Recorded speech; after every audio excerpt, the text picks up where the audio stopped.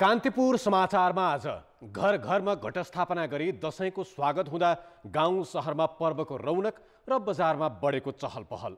भोलि भन्दा आज पनि हुन नसकेको मन्त्री परिषद विस्तारको नाली बेली, संवैधानिक आयोगहरूमाथि विशेष रिपोर्टिङ श्रृङ्खलामा आज अख्तियारमाथि हाम्रो आँखा। साथै आज हामीसँग हुनेछ विश्व समुदायले मान्यता नदिएको अफगानिस्तानको सरकार र नेपाल प्रिमियर लिग आयोजनाका लागि भारतीय कम्पनी संघको सम्झौता रद्द भएको लगायतका समाचार। नमस्कार, अब मुख्य समाचार। हिन्दूहरूको महान चाड बडा दशैं सुरु, घर घरमा विधिपूर्वक घटस्थापना गरी जमरा राखियो।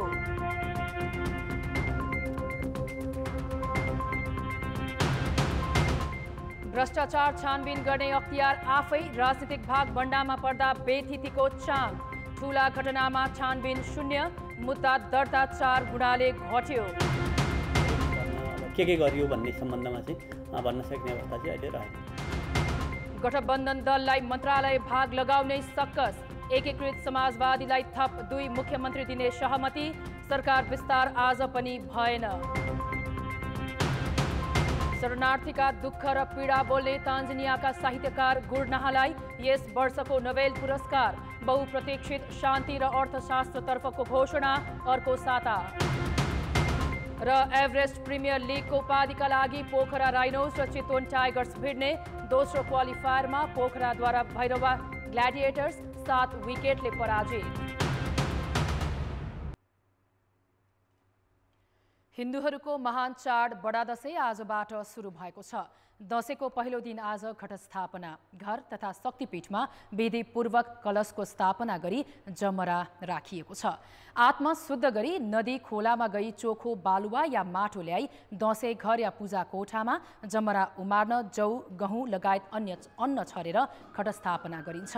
काठमाडौँ हनुमान ढोकाको दशैं घरमा बिहान 11 बजेर 46 मिनट शुभ साइतमा विधिवत रूपमा जमरा राखिएको छ। गुर्जुको पल्टन सहित दशैं घरमा परम्परागत रूपमा जमरा राखिएको हो।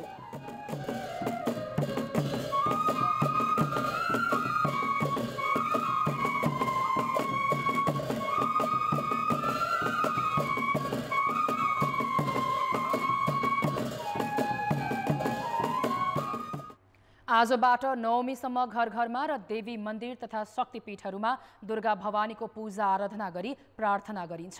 शक्तिपीठहरूमा आजै बिहानैदेखि दर्शन र पूजाका लागि भक्तजनको घुइँचो लागेको छ। काठमाडौँमा फुलपाती ल्याइने गोर्खाको गोरखकाली मन्दिरको दशैं घरमा पनि आजै विधिपूर्वक जमरा राखिएको छ। बडा दशैंको अवसरमा मिथिलाका शक्तिपीठहरू पनि झकिझकाउ बनाइएको छ। शक्तिपीठहरूमा दर्शनार्थी भक्तजनको भिड लागेको छ। यता भक्तपुरको ब्रह्मायणी, बागलुङको कालिका भगवती मन्दिर लगायत देशैभरका शक्तिपीठमा दिनभर भक्तजनको भिड लाग्यो। गएका 2 वर्ष कोरोना महामारीले चाडपर्वलाई बिथोलेको थियो। रोगको भय र त्रासका बीच बाध्यतावश 2वटा दशैं मनाएकाहरू यसपालि निकै उत्साहित देखिन्छन्। गाउँघर र सहर बजारमा चहल पहल बढेको छ। विमानस्थल, बस पार्क, किनमेल गर्ने ठाउँ जताततै उत्साहित मानिसहरूको भिड छ। दशैं सुरु भएसँगै गाउँ सहर जताततै बेग्लै उमङ्ग छ। उपत्यकाका मुख्य बजारमा किनमेल गर्नेको भिडले खुट्टा राख्ने ठाउँ छैन। दशैं मनाउन पुर्ख्यौली घर फर्कनेको हतारो पनि उस्तै छ। बस पार्क र विमानस्थल जताततै यात्रुको चाप छ। अहिले दिनहुँ 125वटा उडान भइरहेको नागरिक उड्डयन प्राधिकरणले जनाएको छ। कोरोना महामारीको 2 वर्षपछिकै यो धेरै आन्तरिक उडान हो। यात्रुको चाप बढेकोमा एयरलाइन सञ्चालकहरू उत्साही छन्। एक दिनमा 1500-2000 यात्रुहरूलाई सेवा दिन्थ्यो भने अहिले हाम्रो यात्रुलाई सेवा 3200 भन्दा बढी यात्रुहरूलाई हामीले प्रत्येक दिन सेवा दिइरहेको छौँ। र अहिले यो विगतको दशैंहरू जस्तै अहिले नर्मल अवस्थामा नै हवाई यातायात चाहिँ पुगेको अवस्था चाहिँ मान्न सकिन्छ। र एयरपोर्टमा यात्रुहरूको माहौल बढेकोले दशैं आएको, साँच्चीकै दशैं आयो हो कि भन्ने अनुभव भएको छ। दशैंका लागि सडक मार्ग हुँदै उपत्यका छाड्ने यात्रु पनि बढेका छन्। महानगरीय ट्राफिक कार्यालयको तथ्याङ्क अनुसार पछिल्लो 10 दिनमा 4,12,000 यात्रु बोकेर 67,000 भन्दा बढी सवारी साधन बाहिरिएका छन्। म बिहान जाने मान्छे हो, बिहान टिकट नपाएर अहिले बसिरहेको छु। 6 बजेको टिकट छ भने त्यही पनि गाडी एकदम भिडभाड छ। दशैंको लागि गृह जिल्ला जानेहरू निकै खुसी देखिन्छन्। ढकमक्क फुलेको आमालाई भेट्न जान लाग्छु। 3 वर्षपछि म धेरै खुसी छु। भिडभाड ठिकै रहेछ पोहोर भन्दा अहिले अलि ठिकै जस्तो लाग्यो मलाई। भिडभाड परार असाध्यै भिड थियो म आउँदा होइन, अहिले मलाई ठिकै लाग्यो। विदेशबाट आउँदा आफ्नो जन्मभूमि काठमाडौँमा आइयो, सबभन्दा घर पुगे जस्तो लाग्यो। खुसी छौँ, दसैँ तिहार मनाउन पाइन्छ आफ्नो घर परिवारसँग। अरू त हाम्रो चाहिँ काठमाडौँमा यही हो, धुलो धुवा भिडभाड। कोरोना अलिक कम भएर रहेछ। बिहे पछिको पहिलो दसैँ हो, एकदमै रमाइलो लागिरहेछ। एकदम भिडभाड पनि बढिरहेछ यतातिर। एकदम खुसी छु, ह्याप्पी छु। 2 वर्षसम्म बन्द रहेका देवी मन्दिर र शक्तिपीठहरूमा पनि नवरात्रिसँगै यसपालि भक्तजनको घुइँचो लागेको छ। बडा दशैंको आगमनसँगै सबैमा हर्षोल्लास छाएको छ। यो भिडले पनि दशैं आएको महसुस हुन्छ। तपाईहरूको दशैं पनि सुरक्षित र रमाइलो गरी बितोस्। कान्तिपुर समाचारका लागि क्यामेरामा पशुपति बुढाथोकीका साथमा शर्मिला खनाल, काठमाडौँ।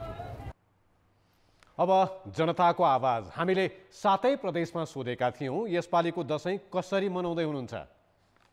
जनताको आवाज। लुगा किन जाने, नयाँ लुगा बाबुहरूलाई आफू, अनि खसी काट्ने, मासु खाने। कोभिडको डरले सामान्य तरिकाले मानिँदै लग्न पर्ने बाध्य नै भएको छ। कोरोनाको त्रास अहिले पनि कायमै रहेको हुँदा आफन्त र घर परिवारको नजिकको मान्छेहरूसँग मात्रै बसेर मनाउने प्लानमा छ। कोरोनाको कहर छ, टाढा टाढा जान सकिँदैन होला, घरमै बस्ने, रमाइलो गर्ने, खानपिन गर्ने। हाम्रै किसिमले मनाउला भन्ने जस्तो लाग्छ। व्यापार राम्रो भए राम्रोसँग मनाइन्थ्यो भन्ने छ। पहिला वर्ष चाहिँ मनाउन पाइएन दसैँ। अब यो पालि चाहिँ अब त्यही अब घर परिवारहरूसँग साथीहरूसँग अब त्यही रमाइलो गर्ने, टिका लगाउन जाने, इष्टमित्र घर्नु जाने, तपाईँको अब उता छरछिमेक आउने, हामी उता जाने। सारा दुनियाँ मान्छे कोभिडले गर्दाखेरि अहिले दुखी छ। त्यसले गर्दा हामी दसैँ राम्ररी मनाउन पाउँछ छैनौँ। माउला जाने, ससुराला जाने होइन, आफ्नो मान्यजन कहाँ भेटघाट गर्ने, अनि उनीहरूबाट टिका लगाउने, जमरा लिने।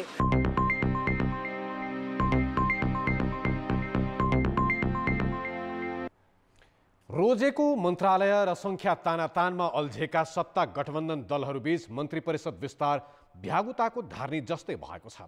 आफूले मागे अनुसार मन्त्रालय नपाएपछि नेकपा एकीकृत समाजवादीले आजै प्रधानमन्त्रीलाई भेटेर असन्तुष्टि जनायो। तर गठबन्धनको बैठकले उसलाई 2वटा प्रदेशमा मुख्यमन्त्री पनि दिने बाचा गरेपछि भोलि सरकार विस्तार गर्ने सहमति भएको छ। बालुवाटारमा आज बसेको सत्ता गठबन्धनको बैठकले भोलिसम्म आफ्ना भागमा परेको मन्त्री बन्ने नेताको नाम टुङ्गो लगाएर सरकार विस्तार गर्ने सहमति जुटाएको प्रधानमन्त्रीको सचिवालयले जनाएको छ। मन्त्री परिषद विस्तार आजै गर्ने भनिए पनि नेकपा एकीकृत समाजवादीले मन्त्रालयको भागबण्डामा असहमति जनाएपछि गठबन्धनको बैठक बसेको थियो। बैठकले माधव कुमार नेपाल नेतृत्वको एकीकृत समाजवादीलाई बागमती र प्रदेश 1 को पनि मुख्यमन्त्री सहित केन्द्रमा 4 मन्त्रालय दिने सहमति गरेको छ। एकीकृत समाजवादीका प्रवक्ता जगन्नाथ खतिवडाले स्वास्थ्य, श्रम, पर्यटन र शहरी विकास मन्त्रालय आफूहरूले पाउने सहमति भएको बताए। गठबन्धनका दलहरूबीच मन्त्रालय र सङ्ख्याको विषयमा कुरा नमिल्दा मन्त्री परिषद विस्तारमा ढिलाइ हुँदै आएको छ। माओवादी केन्द्रले भने थप 3 मन्त्री र 1 राज्यमन्त्रीको नाम हिजो टुङ्गो लगाइसकेको छ। सरकारको नेतृत्व गरेको कङ्ग्रेसमा समेत मन्त्रीको भागबण्डा मिलिरहेको छैन। वरिष्ठ नेता रामचन्द्र पौडेल पक्षले 3वटा मन्त्रालय मागेपछि सभापति देउवासँग कुरा मिल्न नसकेको हो। जसपाभित्र समेत मन्त्रीका आकाङ्क्षी धेरै देखिएपछि अझै नाम तय गर्न बाँकी नै छ। बहाना बनाउँदै मिति सार्दै आएका सत्तारूढ दलले घटस्थापनाको साइत पारेर आजै सरकार विस्तारको योजना बनाएका थिए। तर आफूले पाएका मन्त्रालय र सङ्ख्यामा नेकपा एकीकृत समाजवादीले आज असन्तुष्टि जनाउँदा मन्त्री परिषद विस्तारको साइत भोलिका लागि सरेको हो। प्रधानमन्त्रीको अक्षमता र सत्ता गठबन्धन दलका आआफ्नै स्वार्थले 90 दिन पुग्न लाग्दा पनि मन्त्री परिषद विस्तार अल्पत्र परेको हो। यति लामो सकसपछि बल्ल तल्ल मन्त्रालय भागबण्डा गरेका सत्ता साझेदार दलले चौतर्फी आलोचना खेप्दै घटस्थापनाको साइतमा सरकार विस्तार गर्ने भनेका थिए। तर जम्मा 4 र त्यसमा पनि रोजेका मन्त्रालय नपाउँदाको असन्तुष्टि नेकपा एकीकृत समाजवादीमा बढेपछि फेरि एक दिन धकेलियो। केही मन्त्रालय पनि यसो अर्को कुनै भए नि हुन्थ्यो भन्ने, केही यसो 1-2 जना थप्न पाए अझ हामीलाई नयाँ बन्ने पार्टीलाई अलिक सजिलो हुन्थ्यो कि भन्ने यो सामान्य तर्क स्वाभाविकै कुरो हो। तर यही नै विषयलाई लिएर गठबन्धनमा वा हाम्रो पार्टीभित्र के भन्छ वार पारको चाहिँ विवाद हुने, लडाइँ हुने, झगडा हुने, बहिष्कार गर्ने, स्वीकार गर्ने भन्ने कुरो छैन। प्रधानमन्त्री शेरबहादुर देउवाले असार 29मा आफूसँगै काङ्ग्रेसका 2 र माओवादी केन्द्रका 2 गरी 4 मन्त्रीलाई शपथ गराएका थिए। कोभिड महामारीमा पनि स्वास्थ्य मन्त्रालय मन्त्रीविहीन भएपछि राज्य मन्त्री थपेका थिए। संयुक्त राष्ट्रसङ्घको महासभामा पठाउनै पर्ने बाध्यताले असोजमा बल्ल परराष्ट्र मन्त्री नियुक्ति गरियो। कहिले एमालेबाट फुटेको एकीकृत समाजवादीलाई वैधता दिन पर्खने, कहिले अध्यादेशको अप्ठ्यारोमा पर्ने जस्ता कारणले सरकार विस्तार सरेको सरे भएको हो। सत्ता गठबन्धनको भागबण्डा र मन्त्रालय तानातानको किचलो त छँदै थियो। संविधान सुधार्नको लागि र प्रतिगमन सच्याउनको लागि सबै दलहरू एक ठाउँमा आएर मिलेको यो सरकार भएको कारणले 1 महिना ढिलो हो वा सानोतिनो काम भएन, मलाई लाग्छ त्यो महत्त्व राख्दैन। अधिकांश मन्त्रालय झन्डै 3 महिना मन्त्रीविहीन हुँदा त्यसको असर सरकार, संसददेखि जनहितका काम सबैतिर परेको छ। यति हुँदा पनि नसुने नदेखे झैँ गरेका प्रधानमन्त्री र सत्ता गठबन्धनमाथि कार्यक्षमता र परिणामप्रतिको प्रश्न कायमै छ। कान्तिपुर समाचारका लागि क्यामेरामा रूपक कोइराला र प्रवीण गाउँलीका साथ दीपक आचार्य, काठमाडौँ। भ्रष्टाचारको छानबिन तथा सुशासन कायम गर्ने संवैधानिक निकाय समेत राजनीतिक भागबण्डामा पर्दा मुलुकमा उल्टै भ्रष्टाचार र बेइज्जतीको चाङ लागेको छ। यो संस्थामाथिको विश्वसनीयता यति घट्दो छ कि अहिले अख्तियारमा मुद्दा दर्ता 4 गुणाले घटेको छ। ती मुद्दाको प्रभावकारी अनुसन्धानमा पनि अख्तियारको विश्वास गर्ने स्थिति छैन।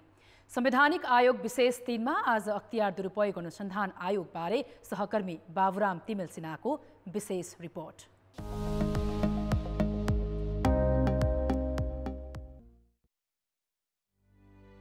तत्कालीन केपी ओली सरकारका सञ्चार तथा सूचना प्रविधि मन्त्री गोकुल बास्कोटाले सेक्युरिटी प्रिन्टिङ प्रेस खरिद प्रक्रियामा 70 करोड कमिसन मागेको अडियो सार्वजनिक भयो।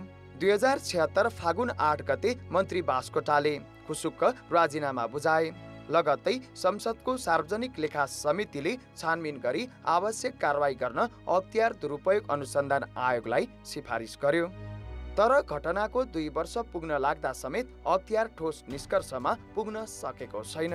कोरोना महामारीका बेला स्वास्थ्य सामग्री खरिदमा भएको अनियमितता छानबिन गर्न पनि लेखा समितिले अख्तियारलाई सिफारिस गर्यो। यसमा पनि अख्तियारले प्रगति गर्न सकेको छैन। लेखा समितिले पटक पटक पत्र काट्दा समेत अख्तियारले चासो देखाएको छैन। कतिपय कुराहरू अनुसन्धानको क्रममा रहेका कुराहरूलाई हामीले गोप्य राख्ने गरेका छौँ। अनुसन्धान प्रक्रिया सम्पन्न भइसकेपछि ती विषयहरू पनि त्यहाँ के कस्तो अवस्था भयो, फाइन्डिङहरू के भयो भनेर हामीले सार्वजनिक गर्ने गरेकै छौँ होइन। र त्यसरी आएका विषयहरूमा पनि अनुसन्धान छानबिनको प्रक्रियामै रहेकाले गर्दा यसमा धेरै भन्न अब के गरियो भन्ने सम्बन्धमा चाहिँ भन्न सक्ने अवस्था चाहिँ अहिले रहेन। नेपाल आयल निगमको जग्गा खरिद प्रकरणमा पनि आयोगको कार्य उस्तै छ। 2 वर्षको अध्ययनपछि दोषीलाई कारवाही गर्ने तयारीकै बीच अख्तियारका पदाधिकारीले मुद्दा नचल्ने निर्णय गर्दै फाइल तामेलीमा राखिदिए। जबकि महालेखा परीक्षकको प्रतिवेदनले जग्गा खरिदमा 1 अर्ब 34 करोड भन्दा बढी अनियमितता भएको औल्याएको छ। 4 अर्ब 35 करोड भन्दा बढी अनियमितता भएको वाइड बडी जहाज खरिद प्रकरणको 4 वर्ष बितिसक्दा समेत अख्तियारले आँखा चिम्लेर बसिरहेको छ। बालुवाटार जग्गा प्रकरणमा पनि अख्तियारको भूमिका विवादास्पद देखियो। भ्रष्टाचारका घटना बढेको तथ्याङ्क सार्वजनिक भइरहँदा आयोगको निष्क्रियताले दायर हुने मुद्दामा पनि पछिल्लो समय झन्डै 4 गुणाले कमी आएको छ। आर्थिक वर्ष 2076-77 मा 441 मुद्दा दायर गरेको आयोगले 2077-78 मा जम्मा 113वटा मुद्दा मात्र दर्ता गरेको छ। अझ नयाँ पदाधिकारीले आयोगको जिम्मा सम्हालेपछि त आयोग सरकारकै छायामा परेको झैँ देखिएको छ। अहिलेको भूमिकालाई एउटा चाहिने तपाईँको भनौँ न कर्मकाण्डी चाहिने व्यवहार जस्तो देखिएको छ है। केही मुद्दाहरू आउँछन्, केही मुद्दाहरू पारिन्छन्, कता न कति चाहिने मुद्दाहरू परेको देखिन्छ, तर हस्तक्षेपकारी किसिमले काम गएको देखिँदैन। अलि ठुल्ठुला मुद्दाहरूमा अथवा आफैले इनिसिएट गरेर अनुसन्धान गर्ने अनि त्यहाँबाट सुनिएका कुराहरूलाई अगाडि बढाउने यस्तो कुरा देखिँदैन। अख्तियार दुरुपयोग जस्तो महत्त्वपूर्ण निकायमा बिना मापदण्ड राजनीतिक भागभण्डामा पदाधिकारी सिफारिस गर्ने र उनीहरू दलप्रति वफादार हुने परिपाटीले अख्तियारको साग गिर्दै गएको मात्र होइन, यस्ता संस्थाप्रतिको जनविश्वास नै घट्दै गएको छ। अख्तियारले आफ्नो साग जोगाउन भ्रष्टाचारका घटनामा नियमित, प्रभावकारी र पारदर्शी छानबिन गर्नुपर्दछ। कान्तिपुर समाचारका लागि क्यामेरामा विनोद कोजुका साथ बाबुराम तिमिल सिन्हा, काठमाडौँ।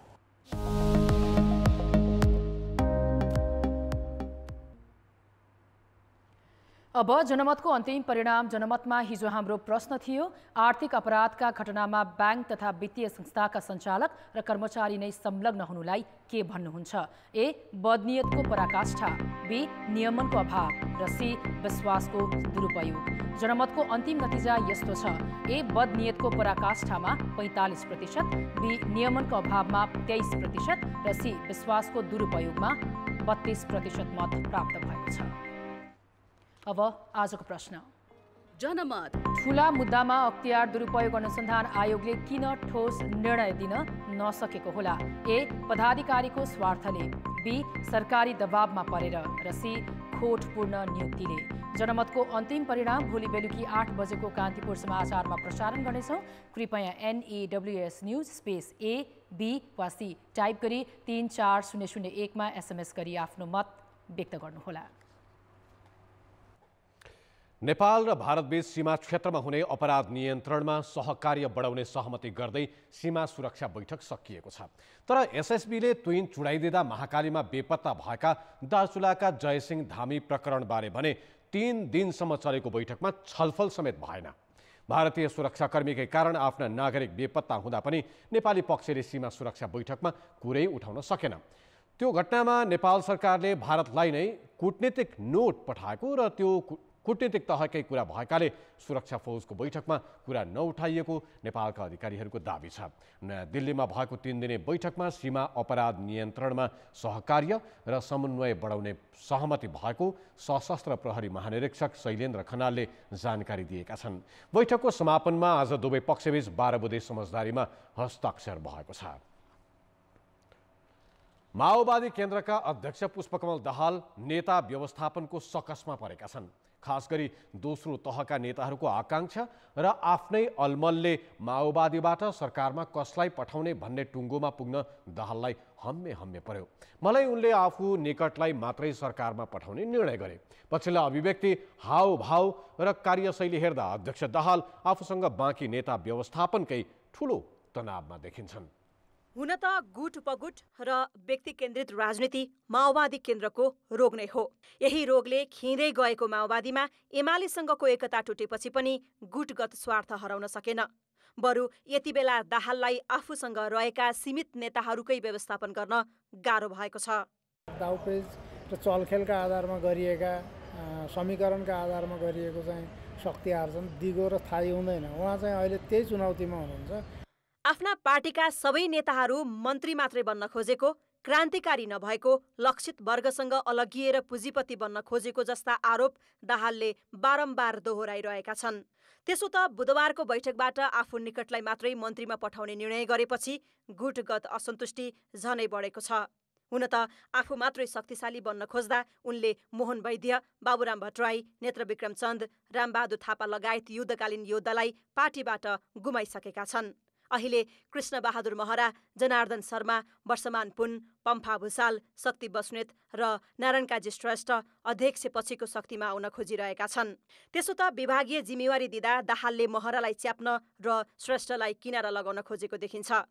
शर्मालाई अर्थमन्त्री र पुनलाई छाया महासचिवका रूपमा सचिवालय इन्चार्जको जिम्मा दिए पनि उनीहरूको व्यवस्थापन दाहालका लागि टाउको दुखाइ बनेको छ। तर माओवादी गुटगत जालो, व्यक्तिगत र पद्धतिविहीन हुनुमा स्वयं दाहाल नै जिम्मेवार रहेको पूर्व माओवादी नेताहरूको बुझाइ छ। नेताहरूको दोष होइन, कार्यकर्ताहरूको दोष होइन, प्रचण्ड कमरेडको आत्मा केन्द्रित व्यक्तिवाद दोष हो र कम्युनिस्ट पार्टीमा कार्यकर्ता र जनतालाई दोष दिन मिल्दैन। त्यसको सम्पूर्ण जिम्मेवारी मुख्य नेतृत्वले लिनुपर्छ र मुख्य नेतृत्वको चिन्तनमा त्रुटिका कारणले गुट फुट विभाजन हुन्छ। संसदवादको विरोध गरेर क्रान्ति गरेको, हतियार उठाएको पार्टीको लागि फेरि त्यही संसदवाद लागू गर्दाखेरि त अलि चाहिँ मिल्दैन थियो। त्यही कारणले गर्दाखेरि प्रचण्डले जति गर्दा पनि मिलाउनै सकेका छैन। त्यो मिल्दैन, त्यो विज्ञानको नियमले नै मिल्दैन।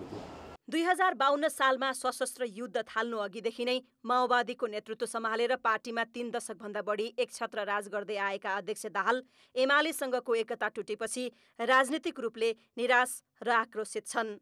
माओवादीको जग जोगाउँदै दोस्रो तहका आकांक्षी नेताहरूको व्यवस्थापनको चुनौतीमा घेरिएका दाहाल अपजसको घेराबाट भने बाहिर छैनन्। कान्तिपुर समाचारका लागि क्यामेरामा पशुपति बुढाथोकी र प्रवीण गेवालीका साथ दिपा दाहाल, काठमाडौँ।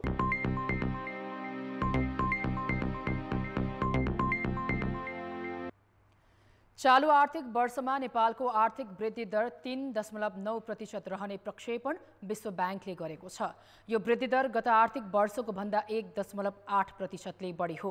कोरोना खोपको बढोत्तरी, पर्यटनमा र वैदेशिक रोजगारीमा आएको झिनो सुधारले आर्थिक वृद्धि बढाउन सहयोग पुर्याएको हो। सरकारले भने यो वर्ष कम्तीमा 7%ले आर्थिक वृद्धि हुने बताएको छ। दक्षिण एसियाली मुलुकहरूको समग्र आर्थिक वृद्धि दर भने 7.1% रहने बताइएको छ। वैशाखसम्म सबै खोप लगाउन योग्यलाई खोप पुर्याउने र बिस्तारै निर्माण क्षेत्र अघि बढ्ने आधारका कारण यस्तो भएको हो।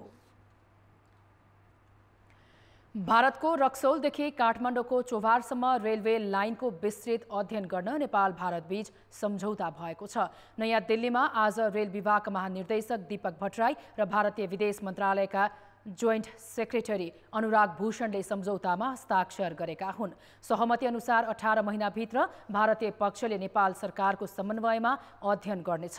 3 वर्ष अघि भारतले नै गरेको प्रारम्भिक अध्ययनबाट रक्सौल काठमाडौँ रेल मार्ग निर्माणको सम्भावना देखाएपछि विस्तृत अध्ययनको बाटो खुलेको हो। बैठकमा सीमा क्षेत्रमा निर्माणाधीन अन्तर्देशीय रेल लाइनको कामलाई गति दिने पनि सहमति भएको छ। जयनगर, जनकपुर, कुर्था, बर्दिवास, बदनाहा, विराटनगर, पानीच्याङ्की, काकडभिट्टा, नौतनवा, भैरवा र नेपालगञ्ज रोडदेखि नेपालगञ्जसम्मको रेल लिङ्क भारत सरकारको सहयोगमा निर्माण भइरहेको छ। बृहत नागरिक आन्दोलनको नाटक मार्फत प्रश्न गर्दै रङ्गमञ्चका कलाकारहरूले पर्यावरणको संरक्षणमा भइरहेको लापरवाहीलाई उजागर गरेका छन्। त्यसका लागि उनीहरूले एउटै नाटक ठुला माछा साना माछामा 3 फरक भाषा प्रस्तुत गरे। शिल्पी थिएटरका कलाकारहरूले काठमाडौँको बसन्तपुरमा कला मार्फत नागरिकले पाउने सेवामा भइरहेको ढिलासुस्ती र जनजीविकामा भोगिरहेको शास्तिलाई प्रस्तुत गरेका हुन्।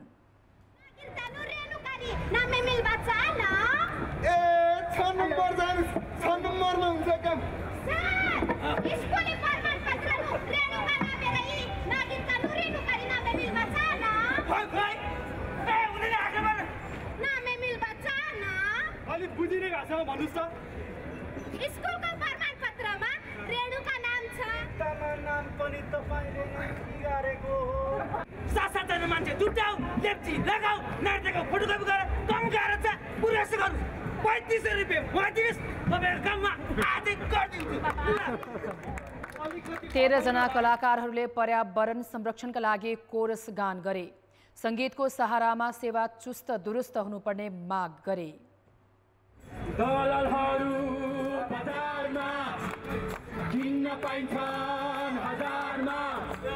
नागरिक अधिकार र परिवर्तनका मुद्दामा सातै प्रदेशमा कला मार्फत नागरिकलाई सचेत गराइने शिल्पी थिएटरले जनाएको छ। खेलकुद समाचार। नमस्कार, कान्तिपुर खेलकुद समाचारमा स्वागत छ। नेपाल क्रिकेट सङ्घ क्यानले नेपाल प्रिमियर लिग NPL आयोजनाका लागि भारतीय कम्पनीसँग गरेको सम्झौता रद्द गर्ने भएको छ। काठमाडौँमा बसेको क्यानको केन्द्रीय कार्य समिति बैठकले भारतीय कम्पनी 73 स्पोर्ट्ससँग गरेको सम्झौता रद्द गर्ने निर्णय गरेको हो।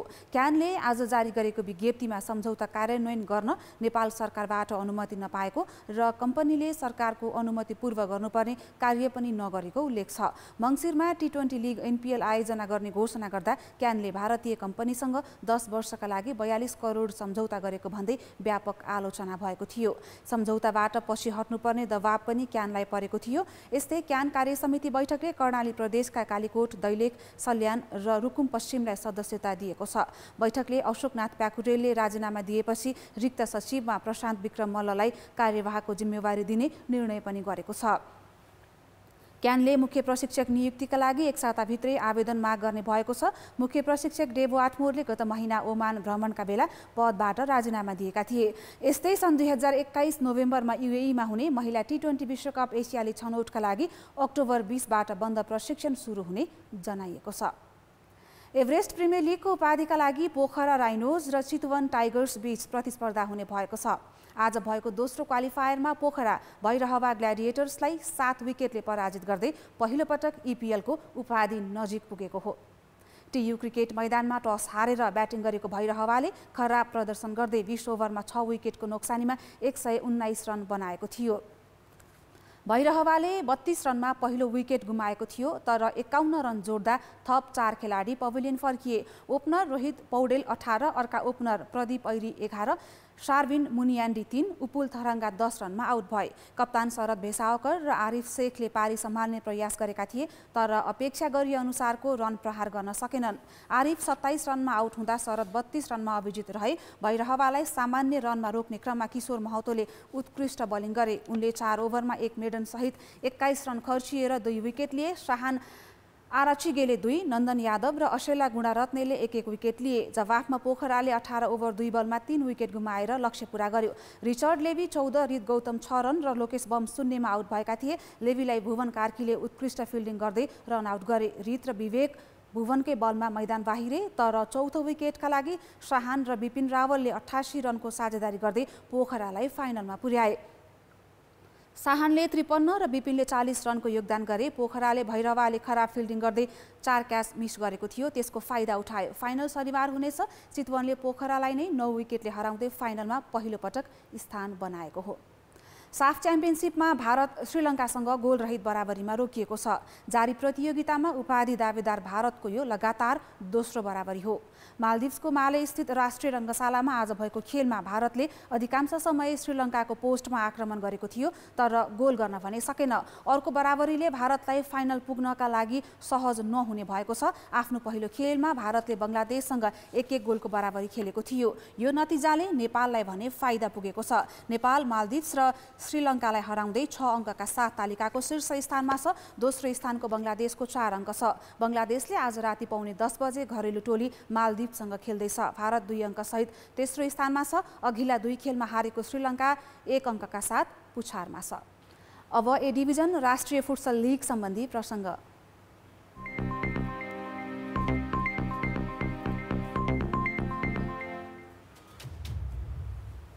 शङ्खमूल क्लब ए डिभिजन राष्ट्रिय फुटसल लिगको फाइनलमा प्रवेश गरेको छ। आज भएको दोस्रो क्वालिफायरमा शङ्खमूल द राइजिङ क्लब धरानलाई अतिरिक्त समयमा 4-3 गोलले पराजित गर्दै उपाधि नजिक पुगेको हो। शङ्खमूलको जितमा मणि लामा नायक साबित भए। शङ्खमूललाई फाइनल पुर्याउने क्रममा 4 गोल मणिले गरेका हुन्। पोखरा स्थित बहुउद्देश्य कभर हलमा भएको खेलको निर्धारित समय 3-3 गोलको बराबरीमा सकिएको थियो। त्यसपछि थप गरिएको समयमा शङ्खमूलले बाजी मार्यो। मणिले शङ्खमूलका लागि पहिलो 15 र 40औं मिनेटमा गोल गर्दै ह्याट्रिक पूरा गरेका थिए। त्यसबीचमा द राइजिङका लागि 11औं मिनेटमा विशन श्रेष्ठ, 24औं मिनेटमा हेमन्त थापा मगर र 28औं मिनेटमा सचिन श्रेष्ठले गोल गरेका थिए। 3-3 को बराबरी भएपछि खेल अतिरिक्त समयमा धकेलियो। 43औं मिनेटमा मणिले शङ्खमूलका लागि चौथो गोल गरे। त्यसपछि द राइजिङ खेलमा फर्कन सकेन। शङ्खमूलले अब भोलि उपाधिका लागि स्पोर्ट्स क्यासल पोखरासँग प्रतिस्पर्धा गर्नेछ। घरेलु टोली स्पोर्ट्स क्यासल पहिलो क्वालिफायरमा द राइजिङलाई पराजित गर्दै फाइनल पुगेको हो। खेलकुद समाचार अहिलेलाई यति नै। अब मौसम सम्बन्धी जानकारी।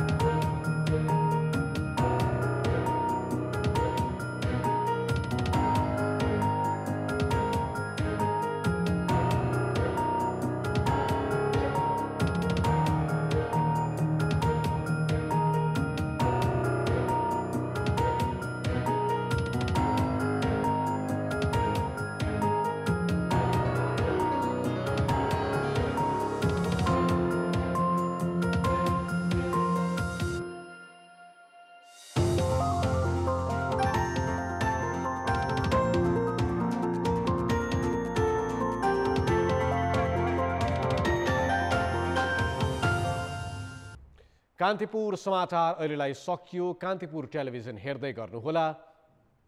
नमस्ते।